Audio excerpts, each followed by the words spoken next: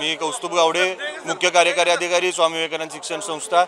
खरं म्हणजे TET सक्तीविरुद्ध जो काही सुप्रीम कोर्टाचा निर्णय झालेला आहे, यामध्ये महाराष्ट्र शासनाने पुनर्विचार याचना दाखल करणे गरजेचं आहे आणि त्यासाठी आम्ही सगळे स्वामी विवेकानंद शिक्षण संस्थेचे कार्यकर्ते, शैक्षणिक व्यासपीठाचे कार्यकर्ते, प्राथमिक माध्यमिक शिक्षक संघटनेचे सर्व कार्यकर्ते रस्त्यावर उतरलेलो आहोत। या ठिकाणी फक्त शिक्षकांवरती अन्याय होण्याची भूमिका ही या निर्णयाच्या माध्यमातून झालेली आहे। तर लवकरात लवकर या TET सक्तीविरुद्ध शासनाने कोर्टात सुप्रीम कोर्टात कॉन्स्टिट्यूशनल बेंचकडे याचिका दाखल करावी आणि शिक्षकांना न्याय मिळवून द्यावा ही आम्ही विनंती करतो।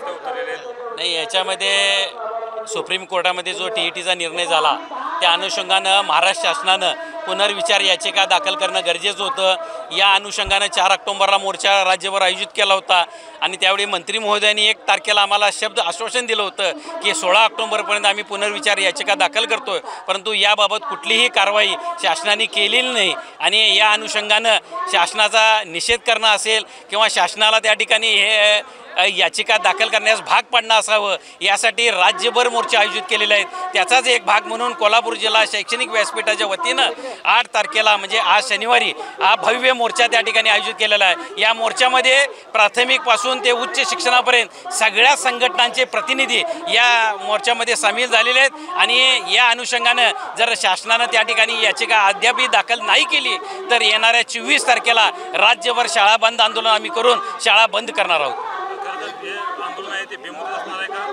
नाही, आजचं हे 1 दिवसाचंच आहे, परंतु म्हणजे हा शासनाला इशारा आहे। या अनुषंगानं जर त्यांनी नाही विचार केला तर 24 तारखेला शाळा बंदचं आमचं आंदोलन असणार नाही। त्या दिवशी तर 1 दिवसाचं केलेलं आहे, पण त्याच्या पुढची भूमिका आम्ही नंतर ठरवणार आहोत। नाही, शासनाचा दृष्टिकोन आम्हाला तर असं वाटायला आलं की या शिक्षकांच्या नोकऱ्या गेल्या पाहिजेत, मराठी माध्यमाच्या शाळा बंद पडल्या पाहिजेत आणि ज्या फीच्या शाळा आहेत तेवढ्या चालू राहिल्या पाहिजेत, असं शासनाचं धोरण दिसतं।